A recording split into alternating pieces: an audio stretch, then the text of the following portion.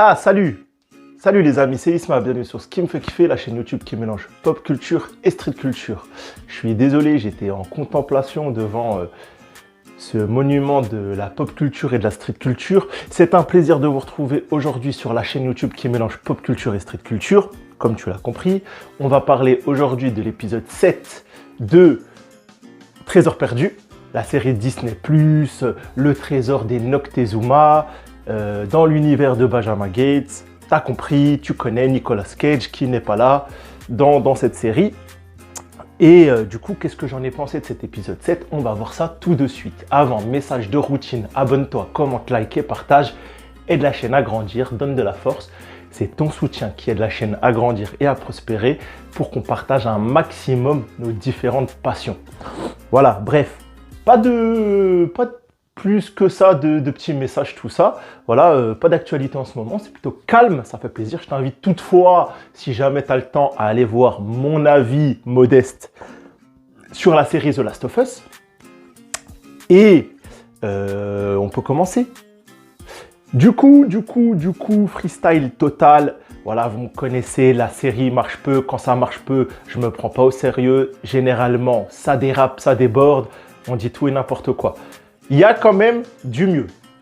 Encore une fois, je refais un peu le passif de cette série. 4 bons épisodes, un épisode 5 un peu plat. Le 6e était en remontada. Et du coup, le 7 plutôt pas mal. Et enfin, dans une série qui parle de chasse au trésor, on a voyagé.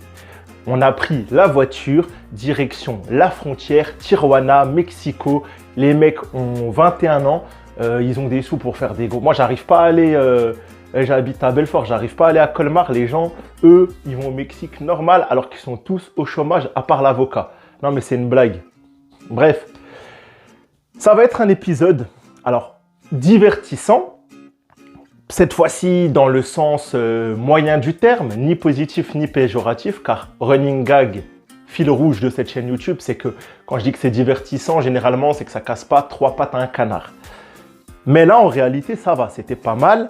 Juste un truc qui m'a choqué dans cet épisode, trop de facilité scénaristique. Ça n'a pas été écrit trop mal, tu vois, c'est pas non plus du Willow ou du je ne sais quoi. Encore une fois, je me répète. Mais il y a des trucs, ça va pas, les gars, c'est improbable, c'est improbable. Des twists et des arrangements de scénario impossibles dans la réalité. Mais on va y venir avec le temps. Donc, objectif pour la team de teenagers qui chassent des trésors menés par Jess Valenzuela, trouver le trésor, la 3e boîte qui mène au trésor final, tout ça. Boîte dont la cachette secrète est connue seulement par Salazar, le méchant en prison à Mexico, le grand chasseur de trésors mexicain qui fait trembler tout le monde dans toute la péninsule mexicaine. Je ne sais pas si le Mexique c'est une péninsule, mais tu m'as compris. Et du coup, comme je le disais depuis 3 épisodes, eh ben, en prison, Jess Valenzuela va rencontrer qui? Pas Salazar, mais son père. Au début, moi, je disais « Ah, Salazar, c'est son père ». Non, en fait, Salazar est tellement malin, puissant, retors, ce que tu veux, qu'en fait, il a fait inculper Juan Valenzuela, je pense, pour les crimes qu'il a fait, tout ça. Et il a dit, genre, il l'a fait passer pour lui-même, pour Salazar. Donc, le mec est puissant. On nous fait comprendre qu'il peut, voilà, manipuler le système et faire passer un mec qui s'appelle Juan Nanani. Bon, le mec s'est laissé accuser, il n'a pas fait scandale parce qu'il voulait protéger le trésor et il aura un discours tout l'épisode comme quoi le trésor des Moctezuma, la cachette, la mission des filles du serpent à plumes. Du coup, il est con ce nom parce que il dit « nous sommes ». Donc lui, c'est une fille du serpent à plumes. Parce qu'ils n'ont jamais utilisé le terme « les fils ». Et quand il y a des mecs et des meufs, c'est le masculin qui l'emporte. Il est totalement con ce nom. Les filles du serpent à plumes, mais il y a des mecs. Bref, en tout cas, cette mission-là, après peut-être c'était sa mère du coup qui était fille du serpent à plumes. Et il s'est auto-titré gardien des filles Chopin. Bref, ça n'a aucun sens. Mais en tout cas, j'avais partiellement raison à 80%, c'était bien son père, sauf qu'il y a vraiment un Salazar qui reste encore dans l'ombre, qu'on attend de découvrir. Et qui fait peur apparemment même à Billy Pierce, notre bonne vieille Catherine Zeta-Jones. Alors, ça va être un peu sur le ton de l'émouvance, on va taper la corde nostalgique, sentimentale. Papa, tu as sacrifié notre famille, ma mère est morte l'année dernière, tu n'as pas été là, j'ai grandi toute seule pour un trésor à la con. Donc, il va y avoir questionnement de la part de Jess sur est-ce que tout ça, c'est normal que mon père ait sacrifié sa vie? Est-ce que c'est normal que je fasse un peu la même chose? Bon, c'était intéressant. Ça manquait de profondeur, d'écriture un peu de seconde, de profondeur. Voilà, c'était très littéral, très de surface. Mais c'était pas mauvais. C'était pas mauvais.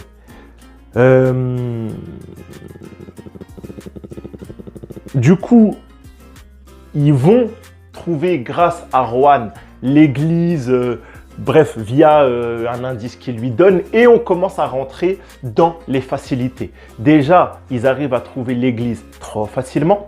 Ils trouvent, on va dire, la salle de l'escape game, la salle de la cachette trop facilement.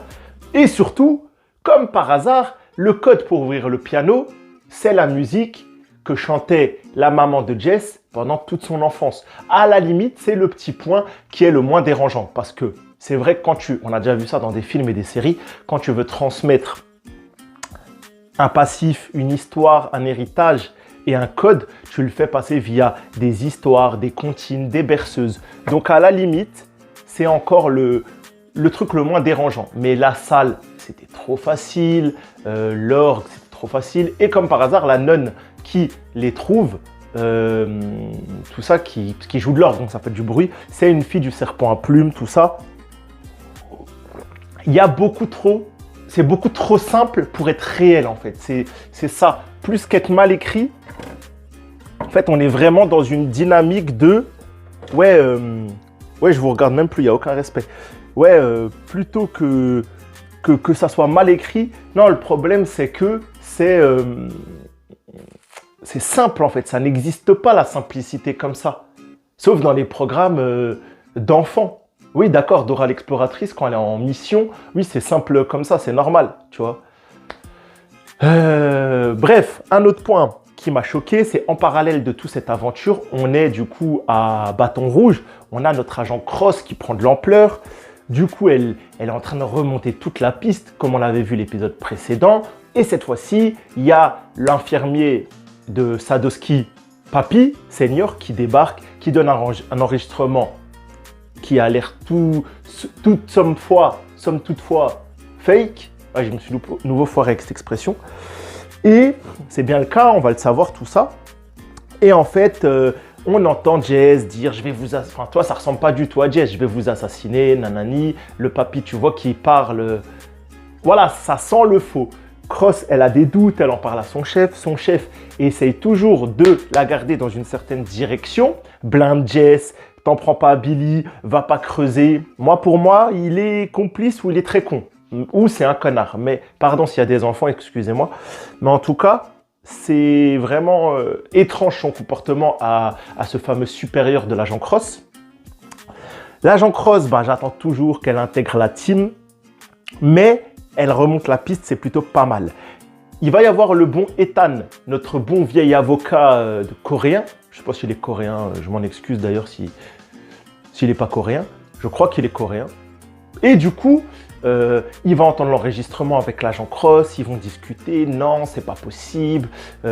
Jess a 21 sur 20 en grammaire, tout ça. Elle ne se trompe jamais quand elle parle. Elle a un français, tu vois, basé sur les trucs genre, elle a dû s'intégrer toute sa vie, mexicaine d'origine. Immigrée, du coup elle a travaillé de ouf sa grammaire, sa conjugaison, elle ne se trompe jamais, ok, cohérent, je peux le comprendre tout ça, c'est une mentalité relativement cohérente. Et écoutez-la à ce moment-là dans le passage, regardez, la personne qui parle dit je vais visiter cette personne.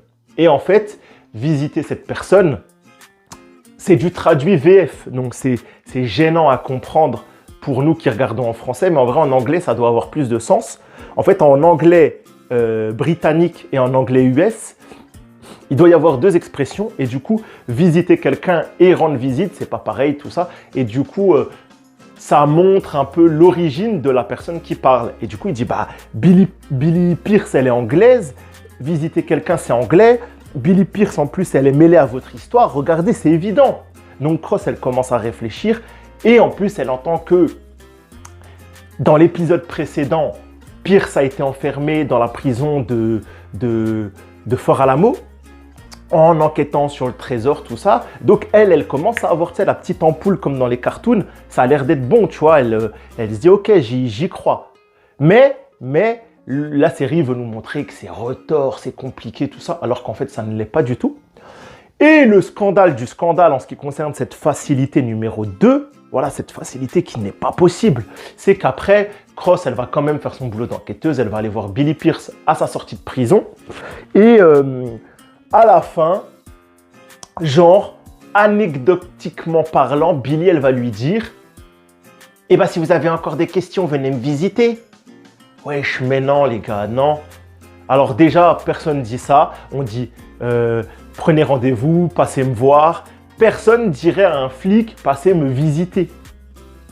Passez me rendre visite. Même passez me rendre visite. Du coup, nous, en français, on dirait ça. On dirait pas ça.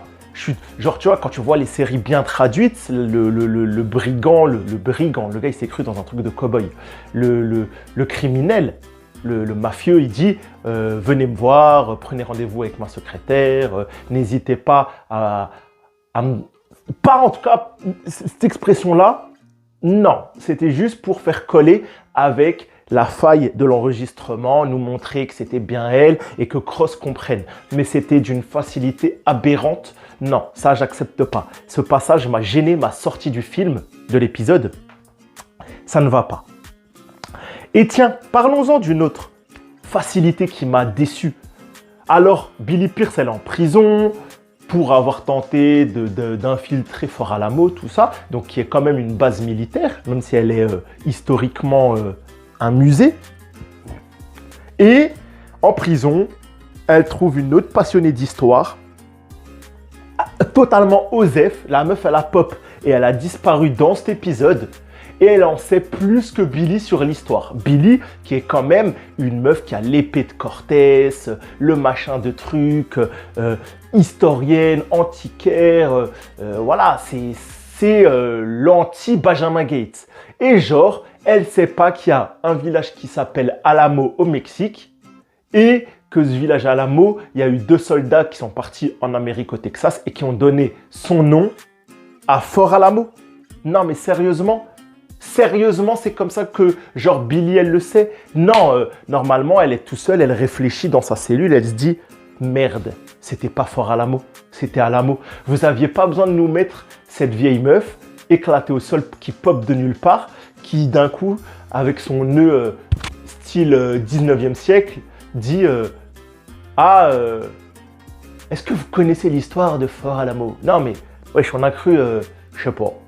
On a cru, ouais, le vieux sage qui révèle un secret à l'autre. C'était n'importe quoi, trop de facilité dans cet épisode, trop d'incohérences. Pourquoi elles sont là, ces incohérences? Parce qu'ils veulent raccorder les wagons pour bien finir. C'est pour ça que je dis, c'est pas scandaleux. Peut-être quelqu'un qui regarde ça sans un esprit trop critique, il va se dire, ah, c'est plutôt pas mal, bonne série d'aventures et tout. Mais en vrai, c'est pas fou la profondeur. C'est surtout ça qui gêne. Donc du coup, l'agent Cross va sûrement, d'ici l'épisode 8, se décider à arrêter Pierce. Tu vois, à la fin, quand Pierce va tenter de tuer Jess, elle, du coup, elle a les 3 boîtes, elle a trouvé le secret de l'emplacement du trésor. On a Liam aussi. Liam, on ne comprend pas ce qu'il fait, il devait aller sauver Jess. D'un coup, son chef du bar, il lui a dit « Attends, ce que tu as fait au manoir d'Elvis, ça a marché. Vas-y, chante une chanson, je te donne 1000 balles. » Donc, il se dit, bon, ma meuf, bon, bah les reins. Et c'est parti. Et il commence à faire sa guitare, tout ça, au lieu d'aller sauver sa meuf. Pendant ce temps, il rencontre l'infirmier. L'infirmier, apparemment, le bouffon, le bouche-trou, le troufion de Pierce, se retourne, il lui rend son téléphone, il lui révèle tous les secrets de Billy Pierce et ils deviennent bêtes de potes. Ils se boivent une petite bière, tout ça. Aucun sens. Aucun sens, j'ai pas compris. Toute la trame narrative de Liam dans cet épisode, elle était zéro. J'ai rien compris à ce qu'ils ont voulu nous raconter. Ça servait à rien et où va-t-on? Enfin bref. Ouais, voilà, donc on n'est pas non plus sur un épisode catastrophique, un peu trop de facilité.